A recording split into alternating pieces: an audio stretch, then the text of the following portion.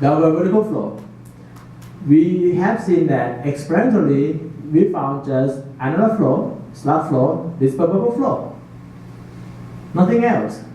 Annular flow is the dominant flow pattern, falling film in low gas flow rate. Or we can actually have typical annular flow in high gas flow rate too. Okay. For 1-inch pipe, dispersible flow occur at almost the same position for horizontal or vertical upward flow. For larger pipe, dispersible flow occur at relatively low liquid flow rate due to the occurrence of bubble flow. That's why you see transition E. Okay. Slug flow region shrink or something. So we have transition E too. It's downward, vertical downward. What does transition E look like? It looks like this bubble flow, except there's a slip. Okay. We may have this bubble flow. This bubble flow means no slip, right? But if we have slip, then that is bubble flow. Okay. So a little bit complicated. I suggest we use Barney et al. 1982.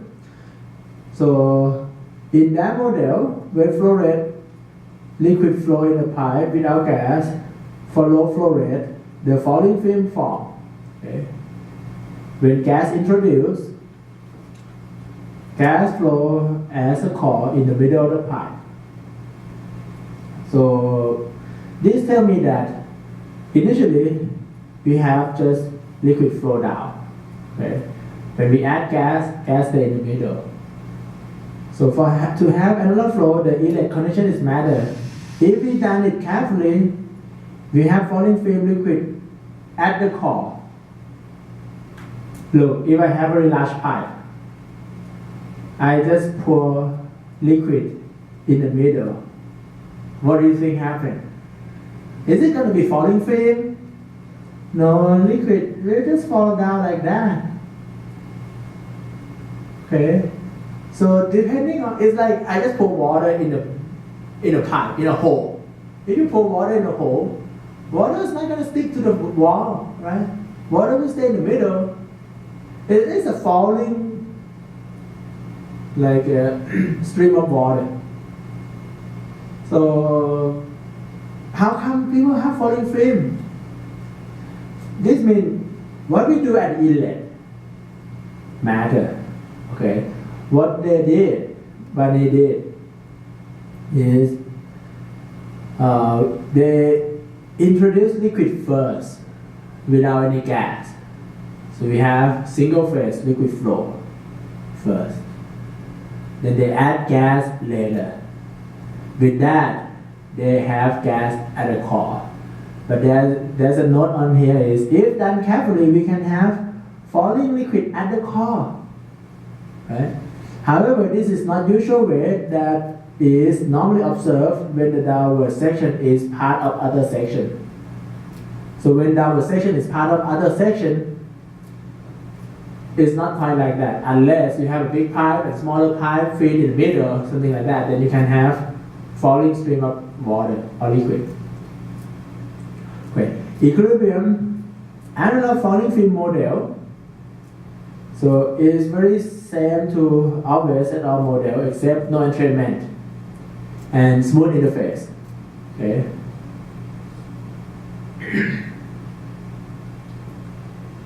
All right.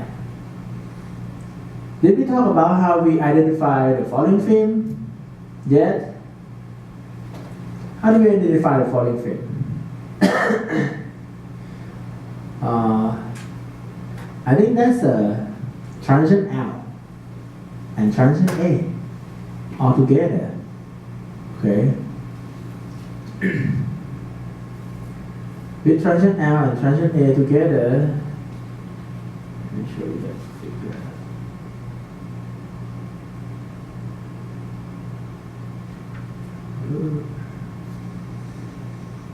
Okay, look at this picture one more time.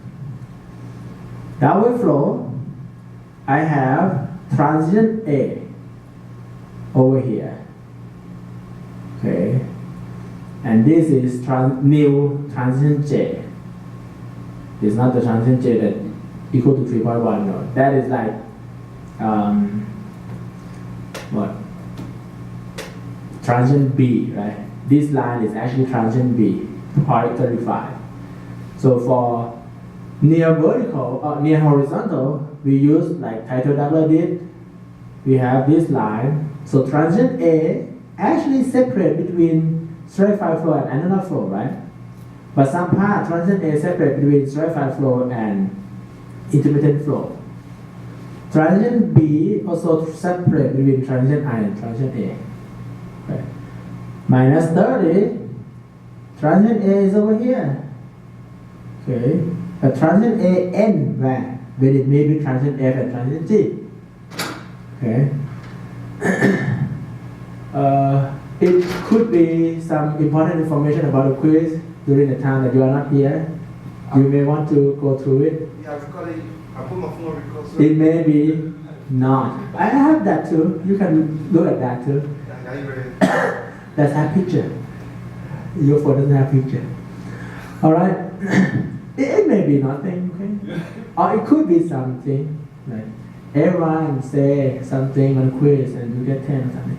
Alright, look at transition A for minus 30. This transition A separate between stratified wavy and annular flow, right?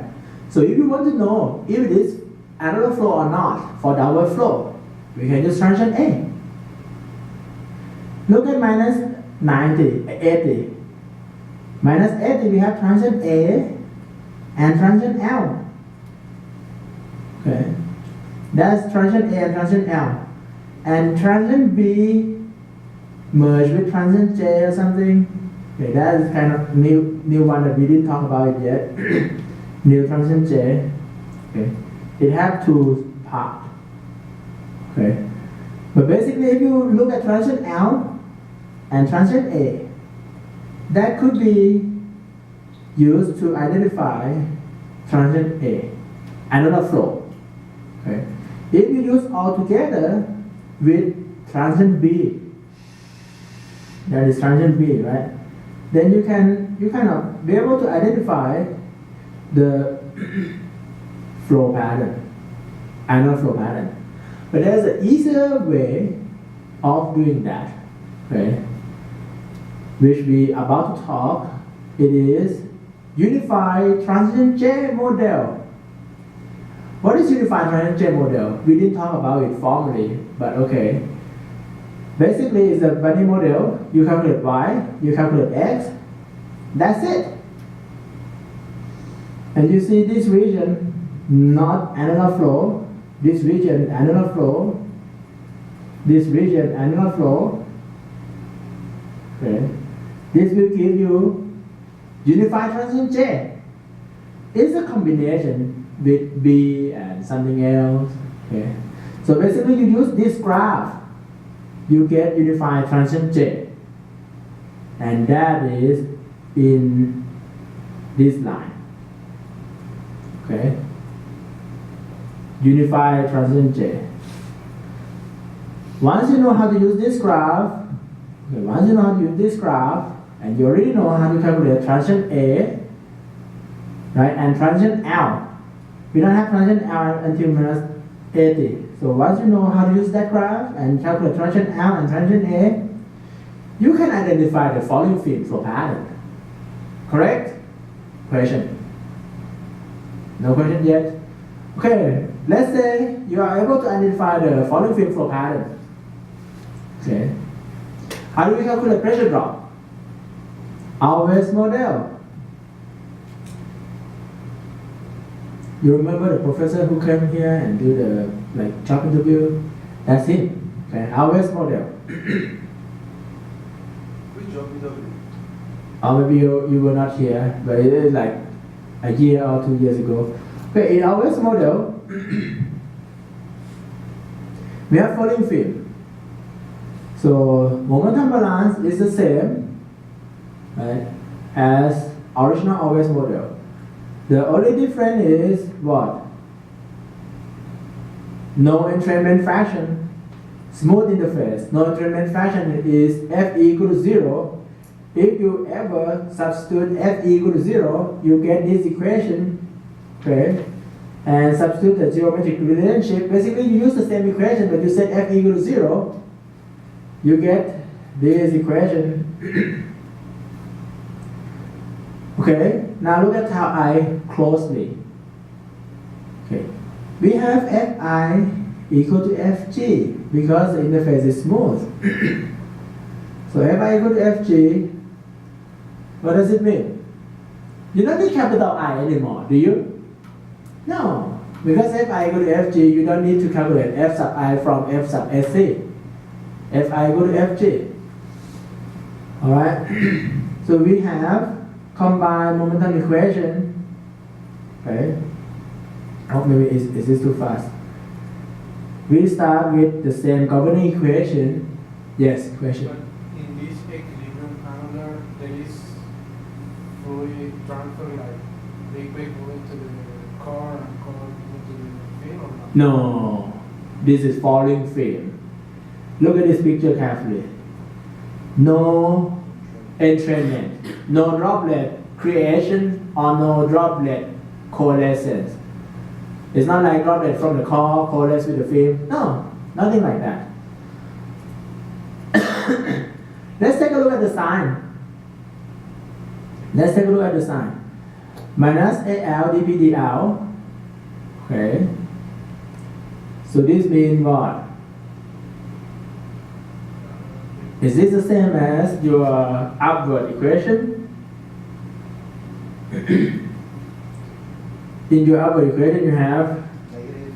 minus AF, okay, and minus tau W SL Minus rho GL. plus tau I plus rho L. But this, in this equation for angular flow, you have minus rho, but this time you have plus rho. Okay, that is the first difference. This term stay the same. Okay, this term stay the same. This term stay the same. That's for liquid. For gas, instead of rho core, this time you have rho g. Instead of negative sign, you have positive sign. Because it is in the flow direction. Okay. And we have minus tau I, we still have minus tau I. So everything is almost the same except you change rho core to rho g. You shift the sign, change from negative to positive. Because this time, gravity is not like oppose the flow. Gravity help flow, right? Make it flow. So when you look at the force balance, downward is gravity 1, positive, right? This is positive. When you look at tau I, gas move faster than liquid. So gas drag liquid down. Is it gas drag liquid down? Which is over here. So tau WL, so this is what? Momentum balance for liquid film. So for liquid film, tau WL drag back. So that's why it's negative sign. Tau I go down.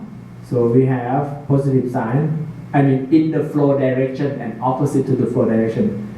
VL go down. Okay.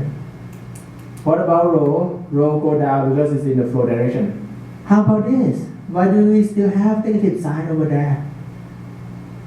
Because we define this point as P plus dP, and the force is moving up. This whole thing is negative, right? And the top part we define it as P, and force is moving down or positive. The net, add those two together, we get minus dP. Just like that, just like every time. So this is to verify the governing equation is correct. Now we do combine momentum equation, 5.8. What is the difference between 5.8 and Page 160, 4.81. Is it the same or it's not? So tau ISA, this term, I look at the book, is the same except it changed from AF to AL and AG, AC to AG. Okay, so the first term is the same. Second term, inside is rho L minus rho G, but previously we have rho L minus rho core. Okay, we change from minus sign to positive sign for gravitational term for the combined momentum equation. Minus tau WLSL over AL, previously we have minus tau WLSL over AF. So this term kind of the same. Alright, that's combined momentum equation. Geometric relationship, you compare by yourself, basically it's identical to our West model, but we set F to be 0. Okay, F to be 0.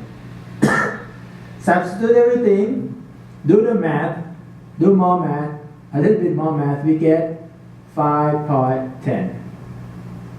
Look at this equation. Is it dimensionless yet?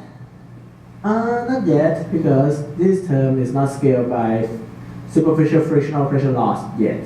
Okay, should we scale it? Yeah, but okay, let's substitute this other term first. Tau I, we don't have to care about capital I. Okay, you remember capital I equal to something 300 delta tilde? Okay, dl, look at dl carefully. For AL over SL, that is AL. Is this the same? Can you go back and check? Is it the same as the equation that you use? Page 160. I have df equal to 4 delta d minus dl over dl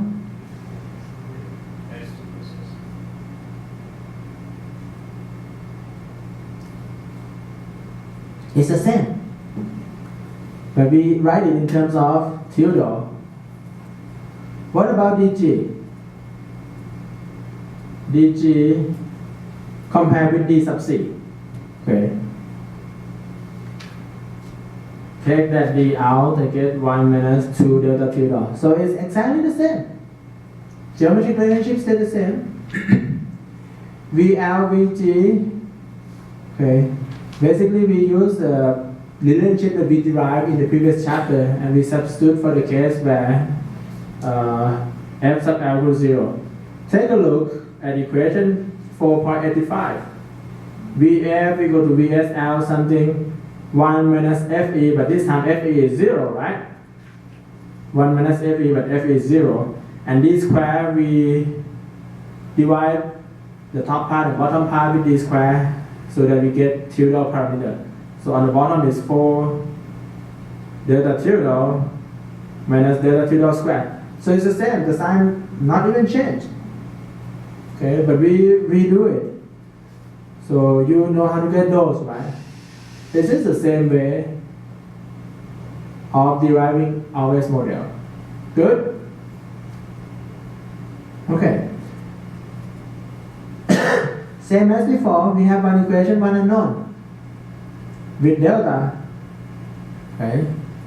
And delta is a function of several things that can be calculated right up front. We can solve it numerically.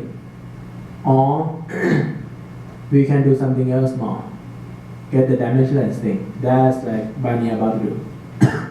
Let's take a look at analog flowing film model, transition B. So previously we looked at the momentum balance for analog falling film model, right? That is momentum balance to calculate the pressure drop. Now we are about to combine them together, but let's take a look at transition B. Transition B is AL over AP divided by 0.7 equal to 0.5. Where does that 0.7 come from? Assume that slab has liquid power of 0.7. Same as what we learned before, or AL over AP equal to 0.35. Alright, so we have this one. AL comes from value calculated through equilibrium annular flow combined Multiphase equation.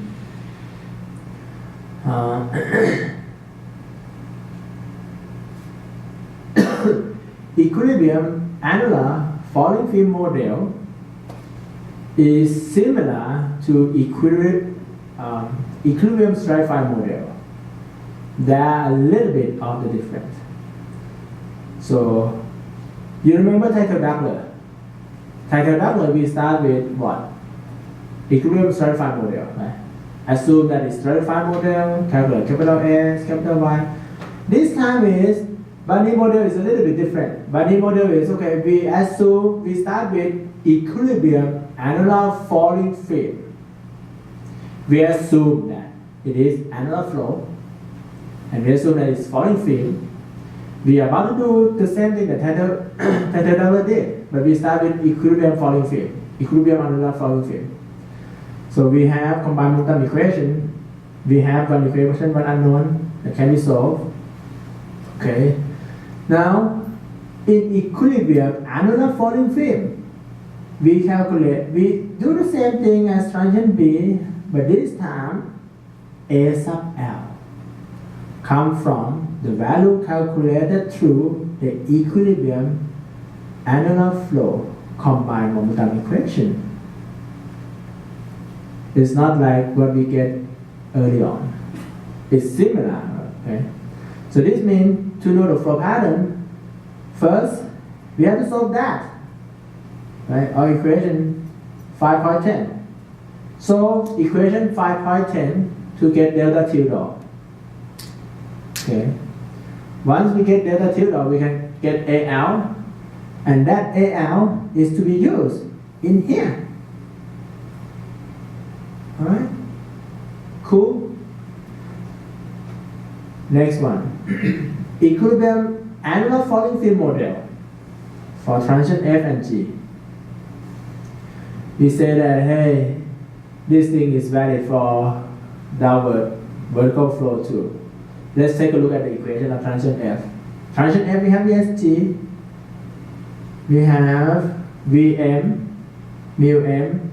Everything is not about height or film thickness, right? So it's the same. Transition F is the same. Okay, now transition E. Previous calculation for upward vertical flow is valid. Okay. Now we have transition E. We start with alpha equal to 0.25. You remember that we use alpha equal to 0.25 when it's reach a critical size and it start to growing. We get the same equation. That is equation for transition E without angle. This is not angle, so this is like downward flow. So downward flow and upward flow is the same thing. Okay, now look at this equation. Is it the same as your transition E equation in chapter 4? Are they exactly the same? Did you check? Page what? 150? Is it 150?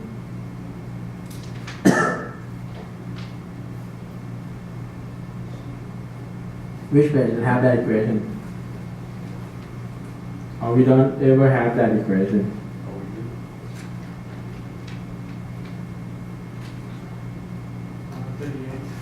138, and you see that.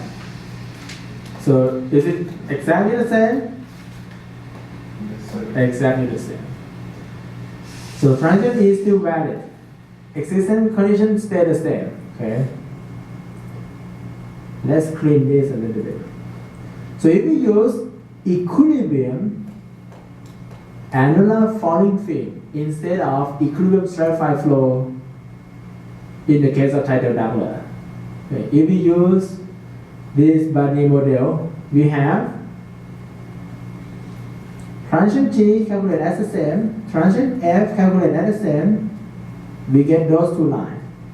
Transient B, HL equal to 0.35, but this time area A sub L come from solving equation 5.10 instead of equation in chapter 3. You got it? Yes, that's what it is. Alright, and you can also get the transition E. Okay, this is, I'm sorry, this is transition E, and we have transition F, transition G. Okay. Any question? So this means transition F, E, G we can calculate right up front, but transition B we have to solve 5.10 first, right? Okay. Inclination angle dependent model. Previously we have Untitled Chapter, okay, for horizontal and near horizontal, upward vertical and sharply inclined flow 4.2, right? We studied that already. Transition E, transition F, transition G. Upward and downward inclined flow in vertical downward. Upward and downward inclined flow and vertical downward. So this is the extension that you just see. Section 5.1 by the model by the et al. So we do equilibrium analog flow model. Then we can calculate transition B, right? F and G stay the same. Okay, when we look at this, the change in the angle causes the discontinuity in the change in the mechanism of the transition boundary. But that should not be the case. In theory, different angle, we have different transition. Change abruptly, change like a step. Okay. But in nature, when we change inclination angle continuously, the phenomena change continuously too. It's not like as a step. So, inclination angle dependent model is not quite okay. Do you know why it's not quite okay? When we have like discontinuity in the change in the mechanism. Yes? Why we don't want discontinuity in the change in the mechanism?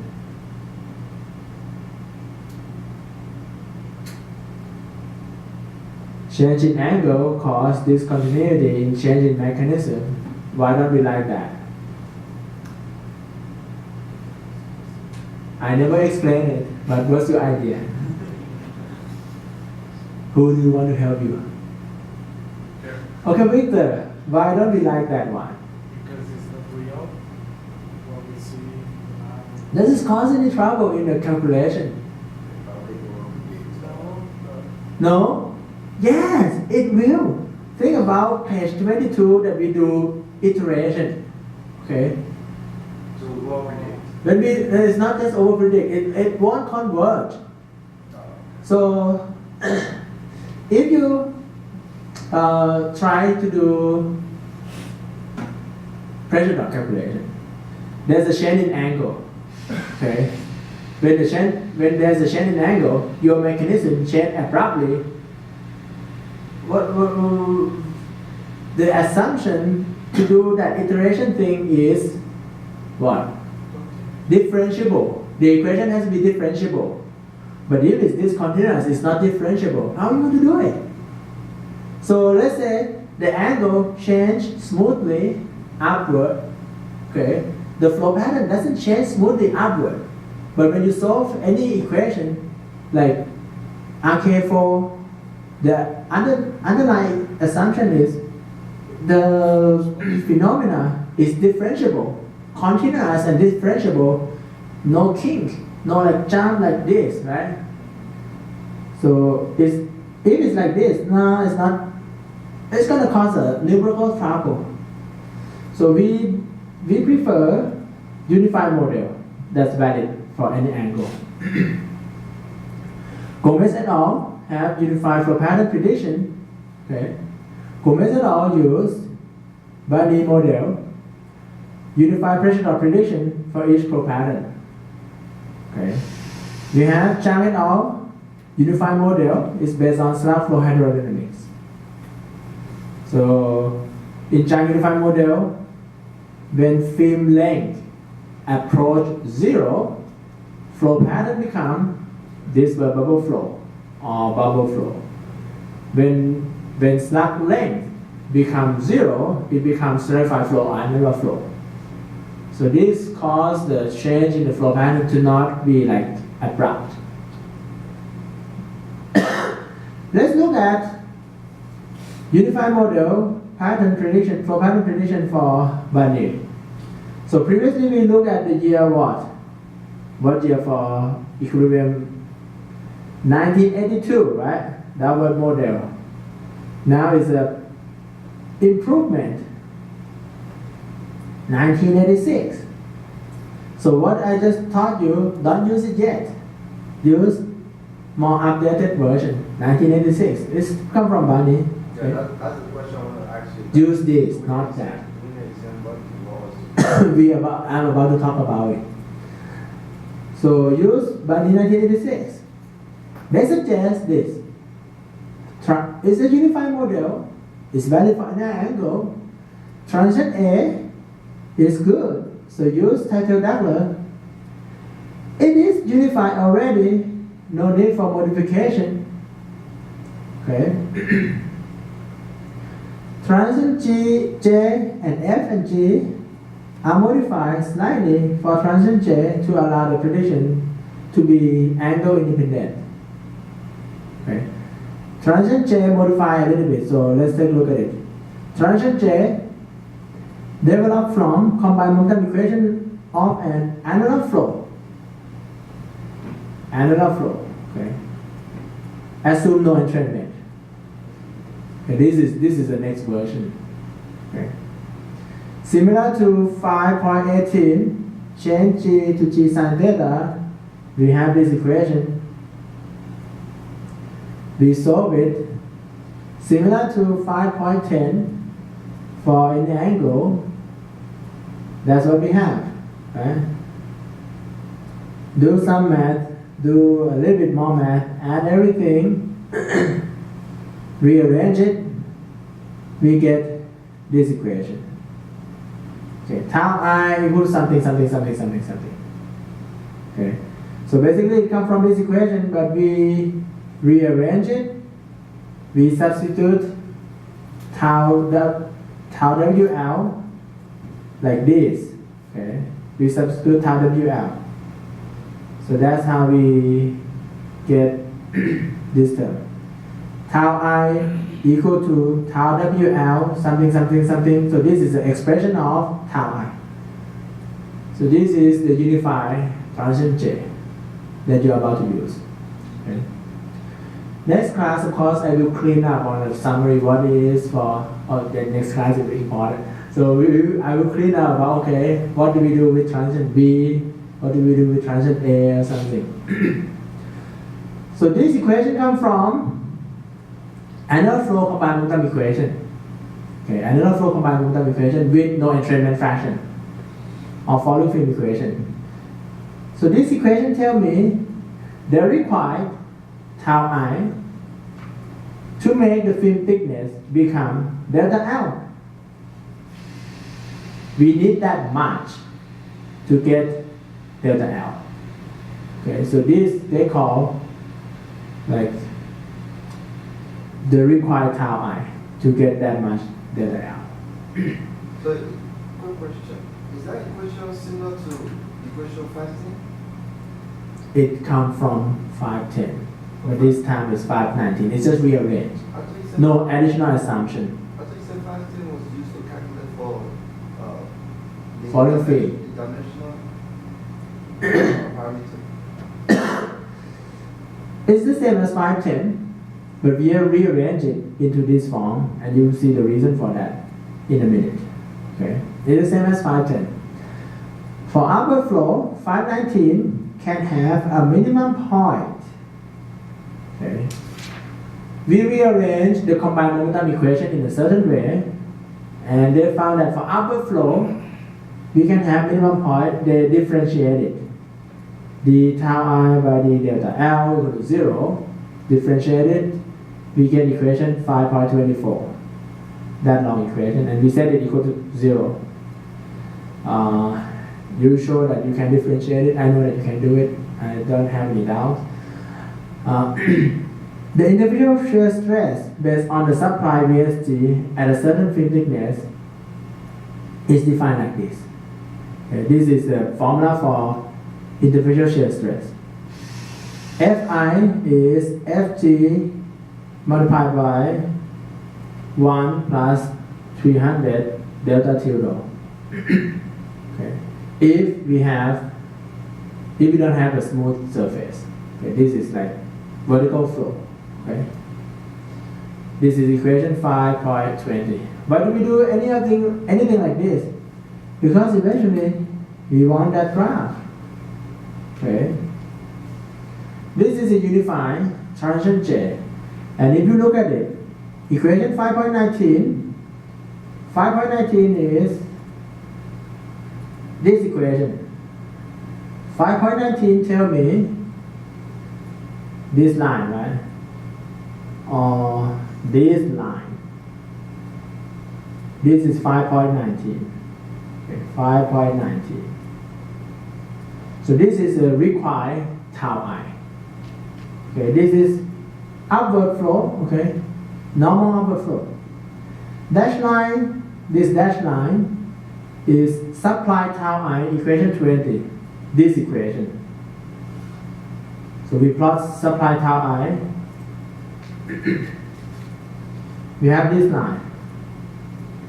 Of course, the solution has to be the cross point between supply and that required tau.